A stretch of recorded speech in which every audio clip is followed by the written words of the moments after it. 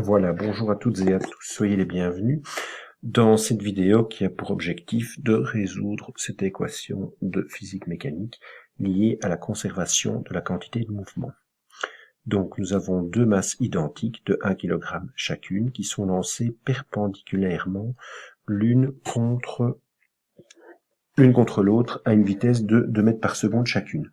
Donc là on voit, on a la masse M1 ici avec une vitesse V1 qui va de la gauche vers la droite, et on a la masse M2 qui est ici, qui elle va du bas vers le haut. Elles vont se rencontrer au point 0, 0, et on voit que la masse 1 va partir ici avec un angle de 60 degrés par rapport à l'horizontale, et par contre, la masse 2, elle va partir à l'horizontale, mais vers la droite. Donc les deux masses rebondissent l'une contre l'autre, et sont ainsi déviées, la première de 60 degrés sur sa gauche et la deuxième de 90 degrés sur sa droite. Donc là, on vous demande de calculer la vitesse finale V'1 et V'2. Donc, généralement, quand on ajoute un prime, ça veut dire que c'est la vitesse après le choc.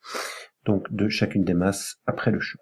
Donc, comment résoudre cet exercice? Tout d'abord, on écrit la formule générale qui va nous dire que la masse 1 fois la vitesse 1, donc ça veut dire avant le choc, plus la masse 2 fois la vitesse 2. Donc là, en fait, ça représente la quantité de mouvement avant le choc de la masse 1, et ça, c'est la quantité de mouvement avant le choc de la masse 2. Ça doit être égal à M1 fois V'1 plus M2 fois V'2. Alors, si on décompose ceci par rapport à l'axe X, eh bien, on va avoir M1 V1 fois, le V1, il est à 0 degré par rapport à l'horizontale, donc cos 0, plus M2 fois V2 fois, lui, il est à cosinus 90 degrés, doit être égal à M1 fois V'1 qui lui est à cosinus 60 degrés. Donc rappelez-vous, je prends toujours la projection des vecteurs par rapport à l'axe 0x, comme vous pouvez le voir dans une vidéo précédente, plus M2 fois V'2 fois lui cosinus de 0 degré. Donc on sait que M1 égale M2 est égal à 1 kg, ça se trouve dans l'énoncé. Donc mon équation par rapport à x devient cosinus de 0, ça fait 1, donc j'aurai V1 plus cosinus de 90 qui fait 0, donc plus 0, va être égal à V'1 fois cos 60, plus cos de 0, ça fait bien 1, donc, et M2 est égal à 1, donc nous aurons V'2. Donc là, je me retrouve à remplacer V1 par sa valeur, hein, donc 2 est égal à V'1 fois, alors cos de 60 degrés, si vous connaissez votre tableau des valeurs particulières, ça fait 1/2 plus V'2, mais ce ne sera pas suffisant pour résoudre, hein, parce qu'ici j'ai une équation à deux inconnus, donc là il va falloir que j'aille chercher de l'information à un autre endroit. Ce que je vais faire, hein, parce que je vais projeter par rapport à Y, pour aller chercher de l'autre information, donc là je vais avoir M1 fois V, alors sur Y ça va être V1 fois sinus cette fois-ci de 0, plus M2 fois sinus de 90 degrés est égal à M1 fois V'1 fois le sinus de 60 degrés, plus M2 fois V'2 fois le sinus de 0 degré.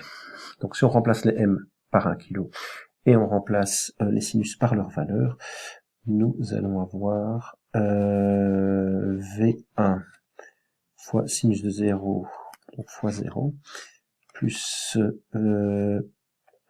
ici j'ai oublié de mettre V2, donc M2 qui vaut 1 kg, sinus de 90 qui fait 1, donc plus V2, est égal à V'1 fois sinus de 60, ça fait racine de 3 sur 2,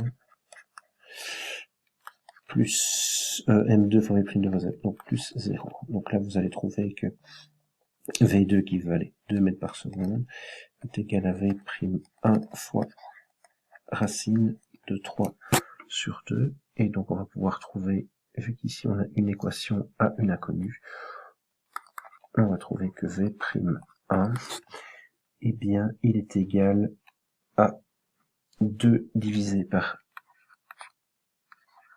racine de 3 sur 2. Et donc, ça, c'est égal à 2,31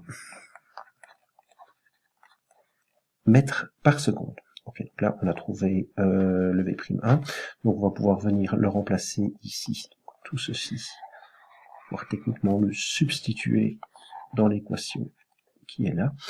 On va trouver que 2 est égal à 2,31 fois 1,5 plus V'2. Donc V'2 est égal à 2 moins 2,31 divisé par 2.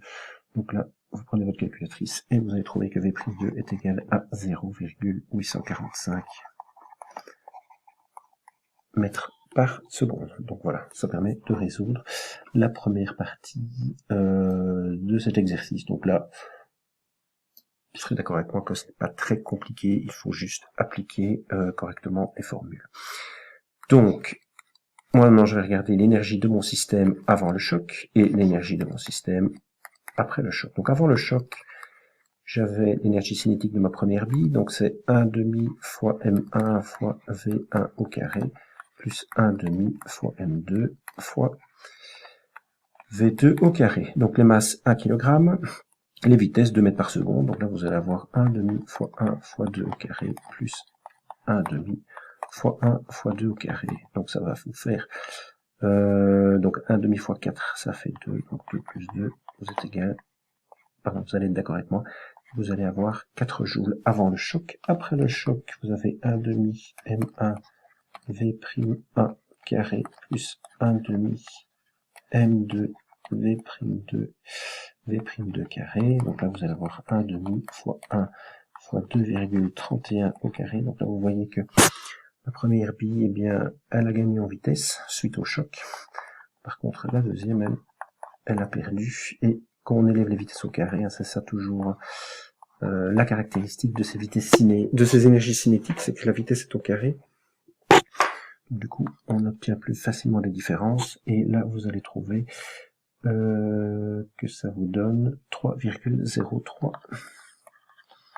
joules. Donc on avait 4 joules avant choc, 3,03 joules après choc. Donc là, non seulement on va avoir perdu de l'énergie, donc la variation d'énergie, c'est ce qu'on avait après moins ce qu'on avait avant. Donc là, on va voir qu'on a moins 0,97 joules. Donc, vu qu'on a une perte, on n'est pas dans un choc élastique, mais on est dans un choc inélastique. Donc, il n'est pas parfaitement inélastique, parce que si c'était le cas à ce moment-là, les deux billes se seraient collées. Et pour terminer l'exercice, on nous demande également la variation d'énergie, mais en termes de pourcent. Donc là, on a 0,97 et initialement, on en avait 4. Donc là, on a perdu 24,25%. Voilà, sur ces quelques mots se termine cet exercice. J'espère que vous avez bien compris tout ce que je vous ai raconté. Je vous dis bon travail. Je vous invite toujours évidemment à liker cette vidéo et surtout à vous abonner pour ne rien rater. Et je vous dis au revoir.